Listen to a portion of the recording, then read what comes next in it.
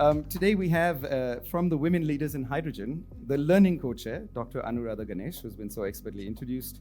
We have the Strategy Co-Chair, Bhumika Singh, and we have the Business Co-Chair, Supriya Patwardhan. Ladies, welcome to the program.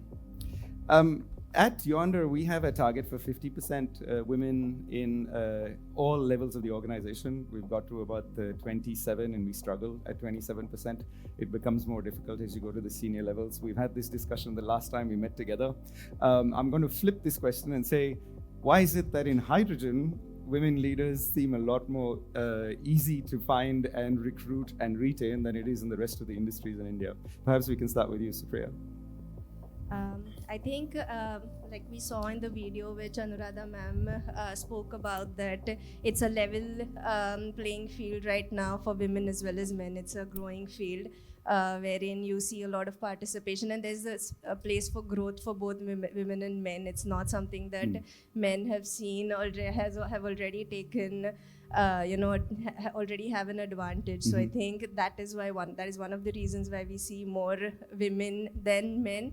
I don't like if you look at the audience right now, I don't see many women, the participation from women as much. But I think compared to other fields, hydrogen definitely has more participation from women, but not equal to men. Thank you, Supriya. Bhumika, maybe your opinion on this?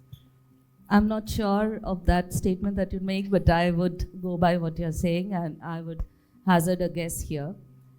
Like, women do understand the pain of not being banged on, not being believed on when you have the potential. And hydrogen is kind of portraying the women role in the energy landscape. So women probably are seeing that we can do the same thing that women need for hydrogen. So hydrogen needs the support, it has the potential, but who takes the first step? Why not women? Excellent. Liberate the hydrogen molecule. And Anuradha, your opinion on this? I'll sort of agree with her. I'm not very sure whether that is a statement which I can believe, not at least looking at the audience here. But the fact is that, yes, it's a level playing field, and this is the time when women can be at par. Okay, it's for them to take it. And it's for us to ensure that we give them enough motivation, enough space, enough training, enough opportunities for them to come up. And I'll give you a very small example. I don't want to name the competition, but we did, as women engineers, offer we had a challenge where we wanted women to apply for, and it wasn't very encouraging. So I think there is a lot which needs to be done. Research level, yes, I think there are many there, but going to the next level of commercialization, execution, we need women, and we need to somehow train them, motivate them, incentivize them, whatever, but we need to get them, because it's now or never. So with your permission, I'm going to probe you just a little bit deeper on that question, Anuradha, because you raised a good point. And both of you made the comment that when you look around the room, it's mostly men. So from your perspective, the advice to the audience here today, senior leaders in the industry as men, what do we need to be aware of, mindful of, in order to be able to promote more women leadership in this industry? I think it's the very first thing is awareness. I think we need, it's always a small group which is working. It's a good idea to give some training on the subject so that there are, it always happens like this. We start working, one company starts working, decides to work on hydrogen, there is a small group. It's a good idea to let more people know about it and then see if the interest prevails and there are more people. And then you can look into, ensure that the opportunities come in parallel. We can't do one by one. That's what I mean. We have to make the opportunities open, and we have to say, okay, we are giving you some training and then see if we can do it. Now, training, there are different types. I'm not saying you should have the classroom training, but it could be in very different ways that we want to do. But I think I won't go by saying that you should give them, I was actually doing a little bit of research before I came here. I said, let's look at what ChatGPT says. Okay, just for the record, I wanted to see what it has to say. And it was the same thing saying we need to, give them facilities, we need to give them leave. I think we have to come out of all that. That's all okay, that's taken. But I think subject-wise, and some entrepreneurship skills need to be developed. That will help them take leadership roles.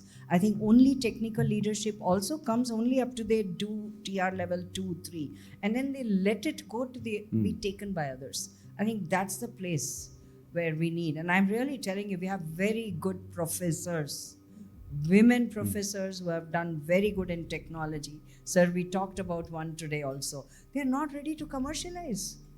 I mean, there's such good technology, world-class technology they have developed. No, that is not our cup of tea. That's not acceptable. Government has spent money, you have done research, you better commercialize it. So if you need anything for it, we should give it. That's from the academia, from the industry. I think we need to give them skill training. Thank you, Anuradha. So Bhumika, you're a woman leader in hydrogen that's across the commercial aspect of making India a viable low-cost generator of green hydrogen. And the discussion, the theme of today is, can India be that destination that in fact is a lifeboat for the European industry? Or is it going to be a conduit for the Chinese industry? I'd like your thoughts on, is that a defunct argument? Are we just going to be a conduit to Chinese tech?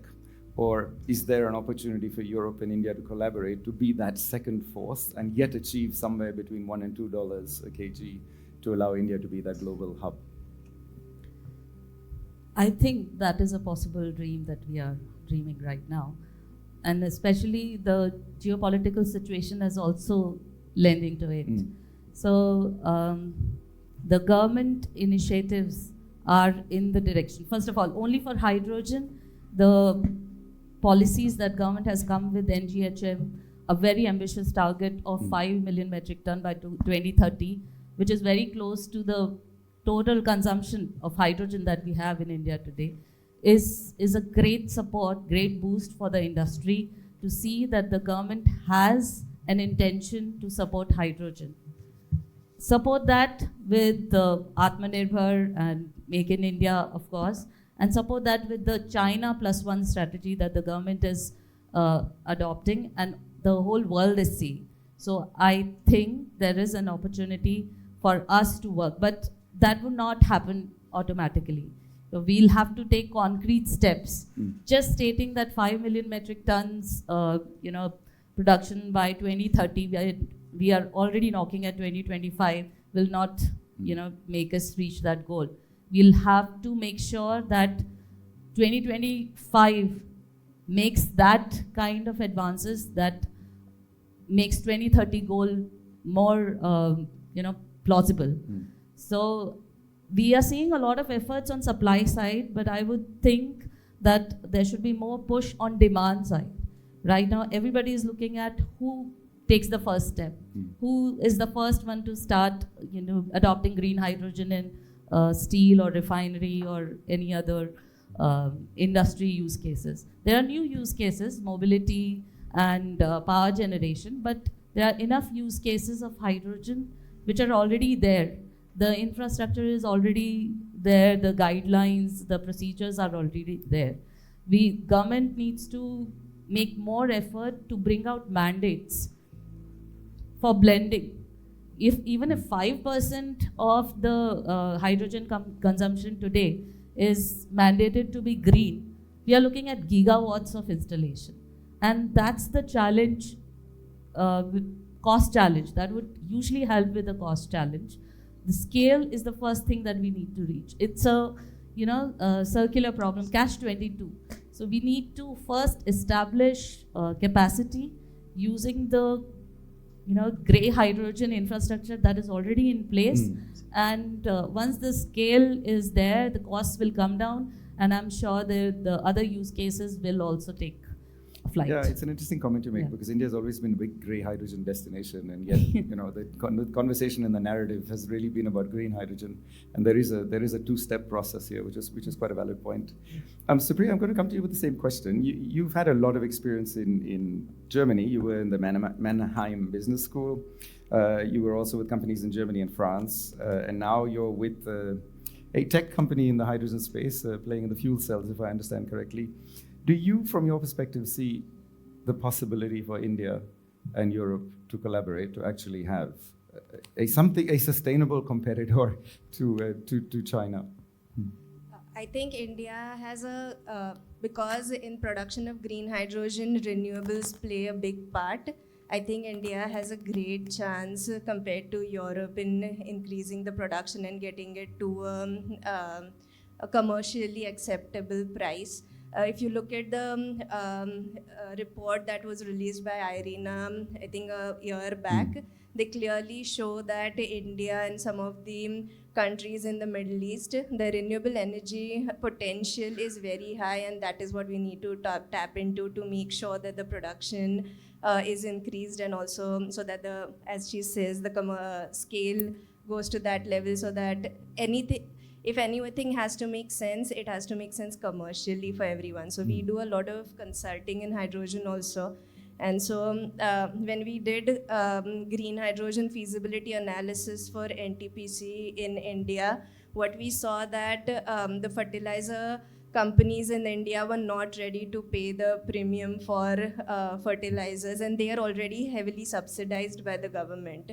And that is one of the problem. And when we did the same analysis for Nepal, who's importing a lot of ammonia, almost all of it from countries like India. For them, the incentive to produce green hydrogen and then green ammonia is more, because it makes economic sense for them. They have a lot of hydroelectricity which they can use, and then they can also not import ammonia from other countries. So I think government subsidies are important, but it also has to make economic sense. So I differ a little bit when people say that hard to abate sectors like industries will first adopt hydrogen, and then other applications like mobility and transportation will come. And that is because when it comes to mobility, we are commercially we are competing against diesel, which with today's cost of grey hydrogen also, it makes sense to transition to hydrogen instead of diesel, because it makes operational cost much lower, almost 4 times lower. But when it comes to comparison with coal or natural gas, it is much tougher to compete against them with the commercial cost. So I think we can start with transportation as well, where we are competing with diesel instead of coal or natural gas, and that can lead to scale of production and then lower the prices as well. So interesting comment you made, and I'm going to probe you just a little bit further on applications. And the whole discussion, even Bhumika mentioned, the demand has to be there. It's a circular economy, so to speak. I'm going to come to Anuradha on hydrogen ice in a minute, but fuel cells in India seem to be a distant road, because you first have the cost of hydrogen generation, which is high, and then you've got the cost of converting that hydrogen to electricity with the fuel cell, which is expensive. What applications do you see in the next 5 years for fuel cells in India, for hydrogen fuel cells? So the main advantages of fuel cell applications in case of transportation is it is zero emissions, of course, but it also gives longer driving range, almost 4 times that of the same sized battery vehicle. And at the same time, it takes 3 minutes to refuel, and the payload capacity is not compromised. So all these parameters are excellent for cargo applications. So for personal vehicles, batteries have worked really well. So if you look at two-wheelers, scooters have done well when you only have to go, say, 50 kilometers to office and come back. But motorcycles have not done well, where you have to drive, say, 100, 120 kilometers. Same with, say, three-wheelers, where someone like Big Basket has done well, where the payload capacity needed is not that much. But in the construction sector, they have not transitioned to three-wheelers because they need a lot of payload capacity, which batteries cannot provide. And it is even worse transition for four-wheelers to batteries. And those are the cargo applications, heavy-duty applications, where fuel cells would work great. Apart from mobility, of course, stationary power generation is one of the areas where fuel cells would do well, where you need to generate power for longer duration of time, especially where grid connectivity is not so good. So these are some of the applications apart from Navy and Marine and space. So you're clearly seeing mobility as being the leader, and then stationary energy is following. Anuradda, I'm sorry, I'm going to ask you this question because of your Cummins heritage. But we'll talk about hydrogen ice. And it's interesting that hydrogen ice was almost sparked in 2002 in Europe. You know, BMW had done the work, and they decided that's not the way they wanted to go. And then in the last 3 years, you've had the Indian automotive industry, particularly Leyland, Ashok Leyland, start with a hydrogen ice engine, and then Tata with Cummins in Jamshedpur looking at a hydrogen ice engine. And it does seem, at least from the perspective of us in a layperson's term, that it's like the pager. It's the pager to the mobile. So it's the 10-year journey that enables the hydrogen demand before the fuel cell applications of mobility come on, or perhaps even in stationary energy. Is that perception wrong, or is there something else going on with hydrogen ice? I will not say the perception is wrong, but I'll say that's not the only thing. Okay. So, first of all, I think I'll sort of agree to her. It's very application specific. So let's be very clear about it. And I want to give you a situation where the truck goes to the last mile and something goes wrong, and the driver says, I don't know what this is. Okay? Because he doesn't know the fuel cell and he's not confident. The engine, he knows it so well, right? It's only the fuel which is changed. So just think about it. I mean, we talk about the trucks and the buses going to the last corner of the country, right? So it's reaching there. We need an ecosystem where there is comfort, all right? Nothing to beat IC engines there. And there is nothing wrong. It's going to use hydrogen. You don't need very high purity hydrogen, so you can actually keep the cost a little low. And you need the entire ecosystem of manufacturing, servicing, the drivers, the comfort, everything is there. So why would one want to disturb that and completely replace it? And how are you going to reach the last mile in terms of training and all? I think it's very clear that we need to have an intermediate solution. Very, very clear. Because we are not even in a position to say, fine, we'll train you all. We have so much hydrogen, you will get it all over. We don't know that, right? So we have to be very careful. Biogas, you know, when it started, China took over, but we lost somewhere in 70s because of this. Because we did not train, we got something which was new and people didn't know how to use it because it was meant for rural areas. So I'm just giving you an example. On the other hand, we also, as far as the industry is concerned, I have to speak about it. You see, it's not the question of the sector. It's a question of, you know, a technology maturity to use hydrogen. It's a question of process. If something goes wrong in a process, the entire batch goes wrong, right? But if one vehicle, something goes wrong, it's one vehicle which has gone wrong. All right, so you have, but then here you need infrastructure, there you can produce it. So both have its pros and cons. So we don't even have so much finances. So India has to be very, very careful in moving, and hydrogen valleys is a brilliant solution for it, because that is the intermediate level. Not just that, I think digital twins, establishment of the entire value chain of digital twins, so that any new technology can be modeled and tested in integration with the entire system, is an absolute necessity in the country. And we have finally managed to convince DST. They are looking at it, but I think it's very important. And as far as hydrogen ice is concerned, I take the entire responsibility of being one of the first ones to really, really propagate it, because I very strongly believe that's a very good intermediate solution. So intermediate solution, that's brilliant. Do you see that it will in fact have an impact on what people are trying to do with medium distance to long distance electric trucking, electric buses today? You've got Veera Mobility in Bangalore working with Exponent to, you know, put in long distance buses. I think we have to wait and watch. We need so many charging stations. We need so much renewable energy. We need, you know, I think it's if petrol and diesel are both there, right? Right, there are specific applications. So I think electric and hydrogen will be there, will coexist, and it has to coexist. How, what, it remains to be seen, because technology has not matured. We have to wait and watch which technology is maturing and how is it performing and what are the ranges it is. I think it's this is not the right time to talk about it. As long as we do the LCA and say it's fine, even that has to be monitored very closely. I will not say against any one of them, nor will I say for any one of them. I think both have to go hand in hand for the time being. So, it's interesting that the automotive industry, which hates change and likes to have the stability in its supply chain for the longest time, so 40 years of no change in the fuel pump, in the injectors, suddenly now is out there having to make rapid changes. 100 years. And yes.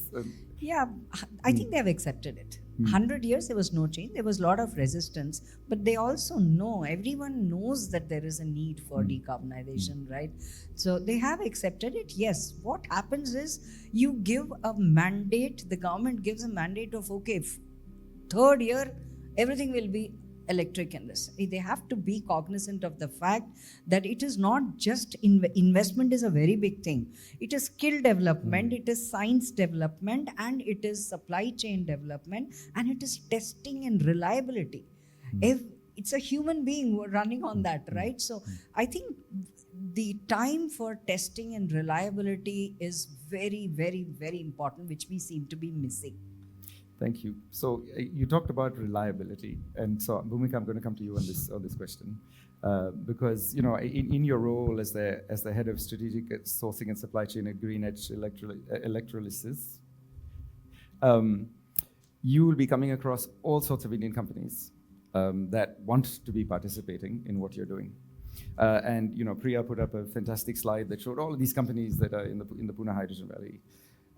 Yet everyone's in the learning process, much like Anuradha had said about the automotive industry, and there's mistakes that will be made. There'll be failures along the way, and you have to take the risk to help an Indian company, but you have to wear the failure along with them. So that's one challenge. I'd like to understand your thinking process on that.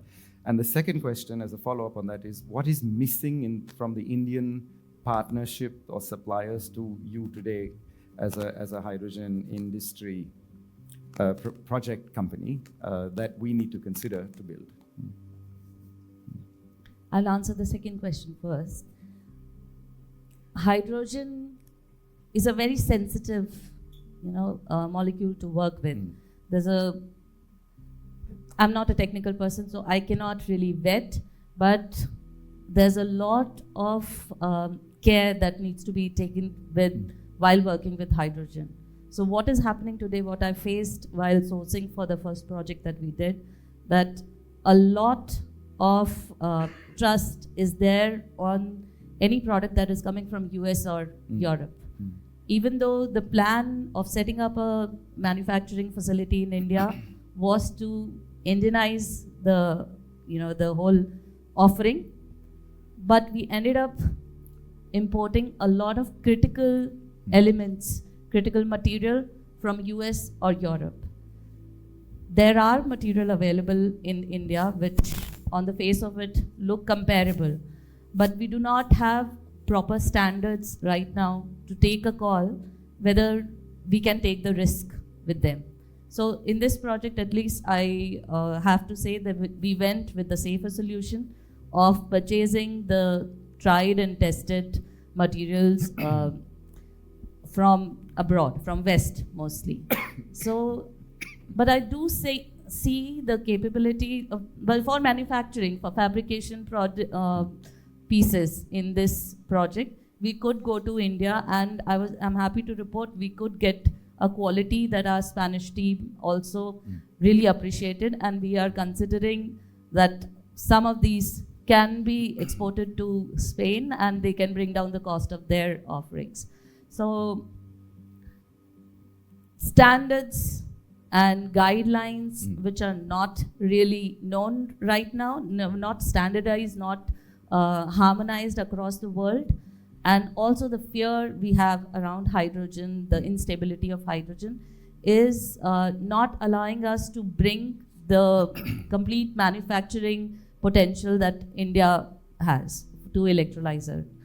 And so I think this is the reason why we are not able to address the electrolyzer is still going to be expensive. Even when we produce it, manufacture in India, it is still going to be expensive. Thanks. Last question, then I'll pose to Supriya before we open it to the audience for any questions you may have. Supriya, tell us about Hydrovert and what you're doing in India with Hydrovert. So at Hydrovert, we are developing hydrogen fuel cell powertrains, which is nothing but the engine which goes inside either mobility applications, including two-wheelers. So we limit ourselves to two-wheelers, three-wheelers, and cargo four-wheelers. And it can also be used inside marine applications. So we are having a discussion with Navy where they want to use it for underwater applications as well. And then it can be used for stationary power generators. So we're going to be setting up our stationary power generator at NTPC start of next year. So our core expertise is in handling in hydrogen fuel cells, because my co-founder has a PhD in hydrogen fuel cells. He did it in 10 years back, and then he's worked extensively in this field for the past 10-15 years. So that is what we do at hydrogen fuel cells. And then on the side, we also do consulting to a lot of big companies where we are doing feasibility analysis for them, where they want to transition from gray hydrogen to green hydrogen. Thank you. Not many people in this audience perhaps know about the women leaders in hydrogen. And maybe I could get you to just briefly talk about what this initiative is and what we hope to achieve through it. Okay. So, Women Leader in Hydrogen in India is an effort to bring the women who are working in hydrogen come together and share their knowledge, of course, and also enable more Indian women to come forward with the progress they've made in hydrogen ecosystem, so to say. And for enabling this, we have 4 co-chairs. First is learning chair. Learning is extremely important in this, as ma'am was saying, not just for women and also for everyone, because it is a new field. It is a level playing field where women can also, women have the platform to be at par with men. So we have learning co-chair. And there's a strategy co-chair which has the responsibility of ensuring that what we say we do. So we have this plan of bringing more women on board. We have also developed a program called Shine, where we would be facilitating women entrepreneurs who have solution at various stage in hydrogen. They can come, and our team, along with an advisory board, can guide them to take that to commercial level. Then we have an innovation chair that is led by Ms. Supriya, Ms. Suruchi, sorry. So Ms. Suruchi Ghosh, she is not here, and she would be supporting. She is leading her own hydrogen company, and she's doing great work there. So she would be supporting the innovation vertical from the platform of WLHI. And then we have business co-chair, where we want to analyze the policies that are in place and also contribute to improve those policies to become more inclusive.